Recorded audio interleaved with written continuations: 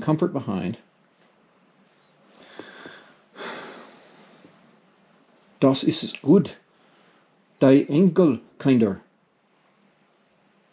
cried the poor things as they ate and warmed their purple hands at the comfortable blaze. The girls had never been called angel children before, and thought it very agreeable, especially Jo, who had been considered a Sancho ever since she was born. That was a very happy breakfast, though they didn't get any of it, and when they went away, leaving comfort behind, I think there were not in all the city 4 merrier people than the hungry little girls who gave away their breakfasts and contented themselves with bread and milk on Christmas morning. That's loving our neighbor better than ourselves, and I like it, said Meg, as they set out their presents while their mother was upstairs collecting clothes for poor Hummels. For the poor Hummels. Not a very splendid show, but there was a great deal of love done up in the few little bundles, and the tall vase of red roses, white chrysanthemums, and trailing vines, which stood in the middle, gave quite an elegant air to the table. She's coming. Strike up, Beth. Open the door. Amy. 3 cheers for Mommy, cried Jo, prancing about while Meg went to conduct Mother to the seat of honor. Beth played her gayest march. Amy threw open the door, and Meg enacted escort with great dignity. Mrs. March was both surprised and touched, and smiled with her eyes full as she examined her presents and read the little notes which accompanied them. The slippers went on at once. A new handkerchief was slipped into her pocket, well scented with Amy's cologne. The rose was fastened in her bosom, and the nice gloves were pronounced a perfect gift.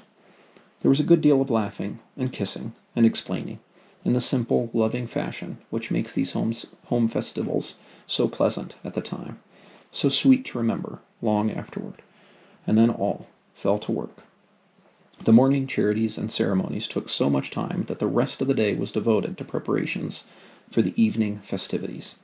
Being still too young to go often to the theatre, and not rich enough to afford any great outlay for private performances, the girls put their wits to work, and necessity, being the mother of invention, made whatever they needed. Very clever were some of their productions: pasteboard guitars, antique lamps made of old-fashioned butter boats covered with silver paper, gorgeous robes of old cotton, glittering with tin spangles from a pickle factory, and armor covered with the same useful diamond-shaped bits left in sheets when the lids of preserve pots were cut out. The big chamber was the scene of many innocent revels.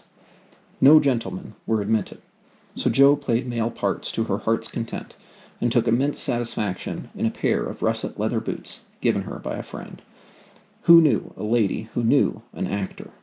These boots, an old foil, and a slashed doublet once used by an artist for some picture, were Jo's chief treasures, and appeared on all occasions.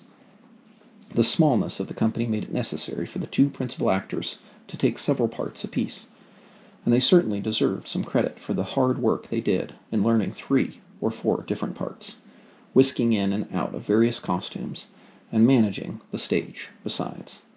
It was excellent drill for their memories, a harmless amusement, and employed many hours which otherwise would have been idly, lonely, or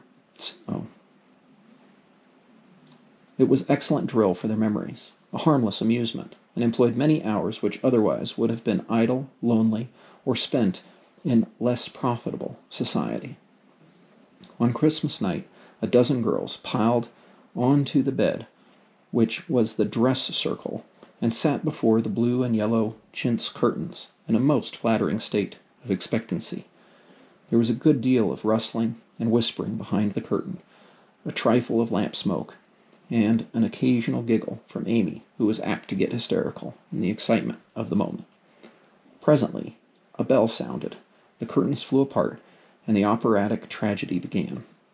A gloomy wood, according to the one playbill, was represented by a few shrubs in pots, green baize on the floor, and a cave in the distance.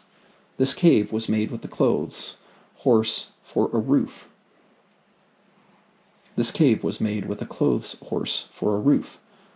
Bureaus for walls, and in it was a small furnace in full blast, with a black pot on it and an old witch bending over it. The stage was dark, and the glow of the furnace had a fine effect, especially as real steam issued from the kettle when the witch took off the cover. A moment was allowed for the first thrill to subside. Then Hugo, the villain, stalked in with a clanking sword at his side, a slouching hat, black beard, mysterious cloak, and the boots. After pacing to and fro in much agitation, he struck his forehead and burst out in a wild strain, singing of his hatred for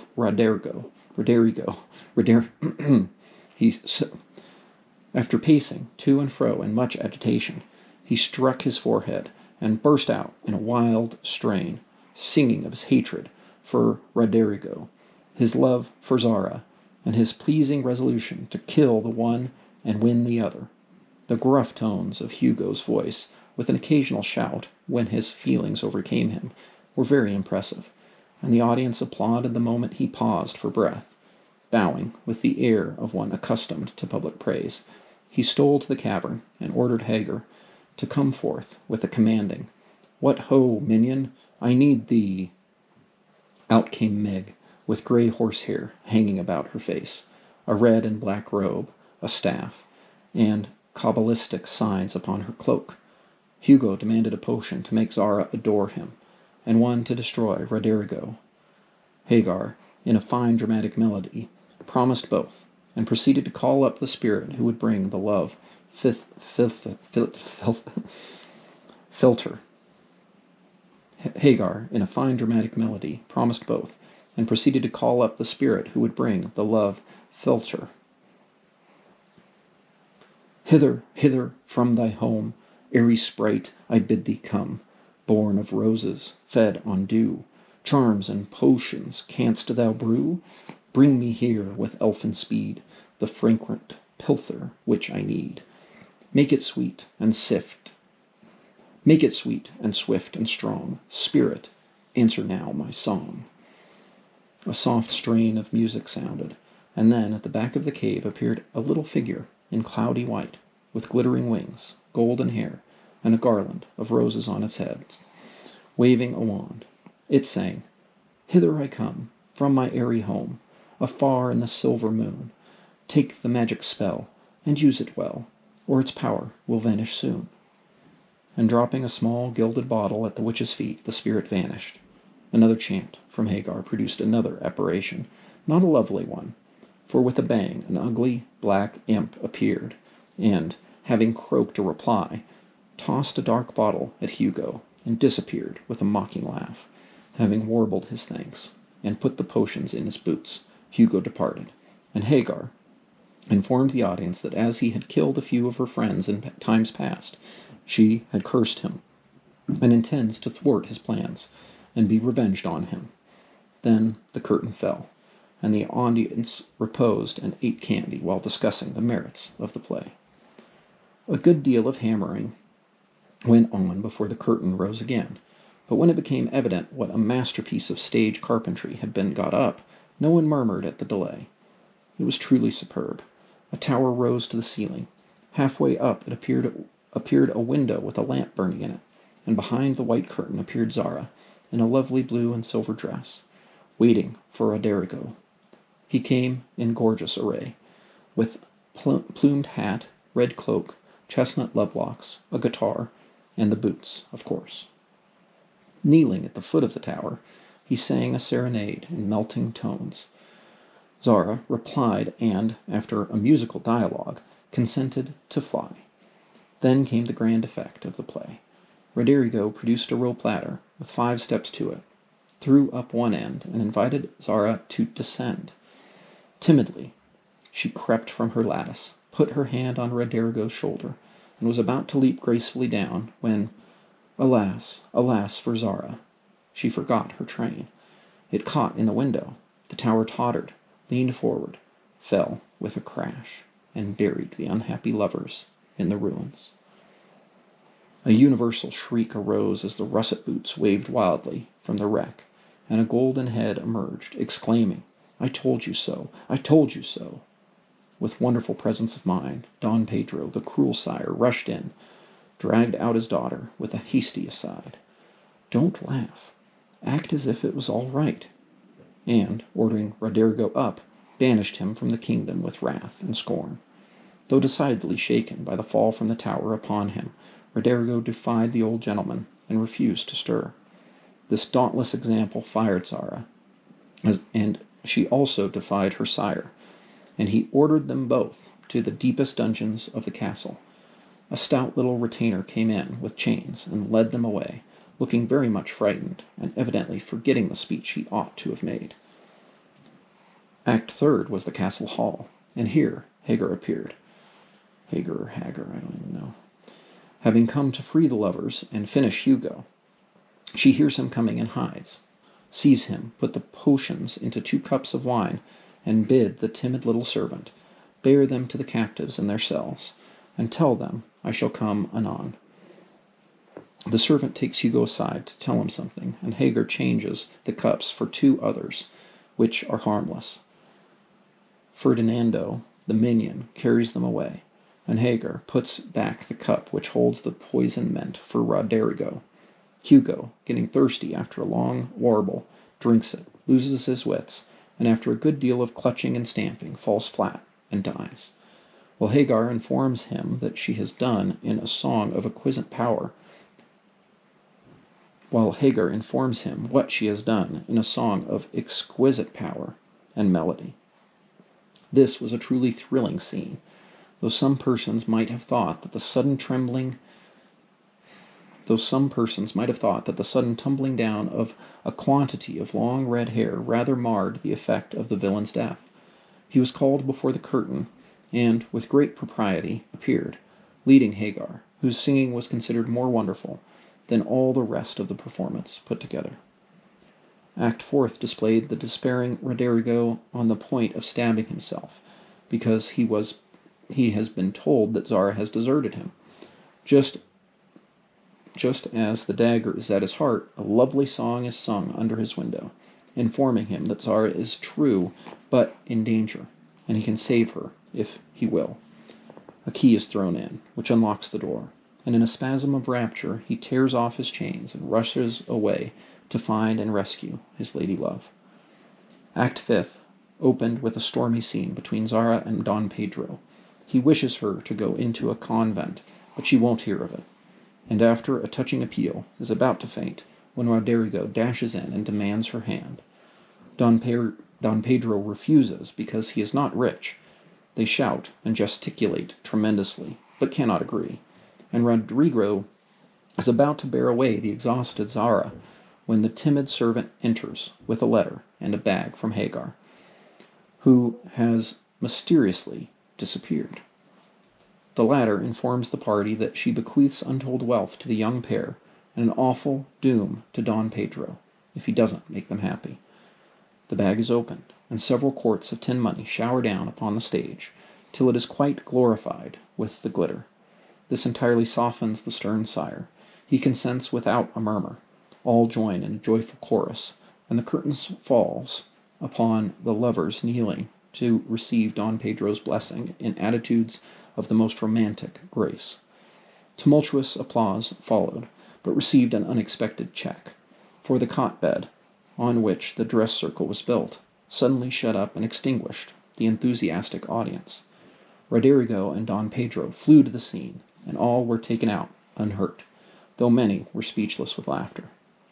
The excitement had hardly subsided when Hannah appeared, with Mrs. March's compliments, and would the ladies walk down to supper. This was a surprise even to the actors, and when they saw the table they looked at one another in rapturous amazement. It was like Mommy to get up a little treat for them, but anything so fine as this was unheard of since the departed days of plenty. There was ice cream, actually 2 dishes of it, pink and white, and cake and fruit, and distracting French bonbons, and, in the middle of the table, 4 great bouquets of hot house flowers. It quite took their breath away, and they stared first at the table and then at their mother, who looked as if she enjoyed it immensely. "Is it fairies?" asked Amy. "Santa Claus," said Beth. "Mother did it," and Meg smiled her sweetest, in spite of her gray beard and white eyebrows. Aunt March had a good fit and sent the supper. cried Joe, with a sudden inspiration. All wrong. Old Mr. Lawrence sent it, replied Mrs. March. The Lawrence boy's grandfather? What in the world put such a thing into his head? We don't know him, exclaimed Meg. Hannah told one of his servants about your breakfast party. He is an odd old gentleman, but that pleased him. He knew my father years ago, and he sent me a polite note this afternoon, saying he hoped I would allow him to express his friendly feeling toward my children by sending them a few trifles in honor of the day. I could not refuse. And so you have a little feast at night to make up for the bread and milk breakfast. That boy put it into his head. I know he did. He's a capital fellow, and I wish we could get acquainted. He looks as if he'd like to know us, but he's bashful, and Meg is so prim she won't let me speak to him when we pass, said Joe, as the plates went around. And the ice began to melt out of sight, with ohs and ahs and satisfaction. You mean the people who live in the big house next door, don't you? Asked one of the girls. My mother knows old Mr. Lawrence, but says he's very proud and doesn't like to mix with his neighbors. He keeps his grandson shut up when he isn't riding or walking with his tutor, and makes him study very hard. We invited him to our party, but he didn't come. Mother says he's very nice, though he never speaks to us girls. Our cat ran away once, and he brought her back, and we talked over the fence, and were getting on capitally, all about cricket and so on, when he saw Meg coming, and walked off. I mean to know him some day, for he needs fun. I'm sure he does, said Joe, decidedly.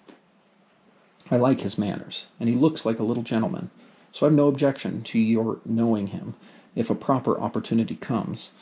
He brought the flowers himself, and I should have asked him in, if I had been sure what was going on upstairs.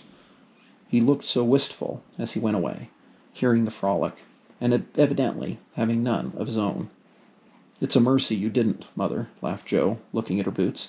But we'll have another play sometime, and he can see. Perhaps he'll help act. Wouldn't that be jolly? I never had such a fine bouquet before. How pretty it is! And Meg exclaimed her flowers with great interest.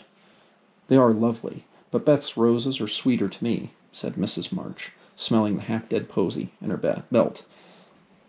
Beth nestled up to her and whispered softly, I wish I could send my bunch to Father. I'm afraid he isn't having such a Merry Christmas as we are.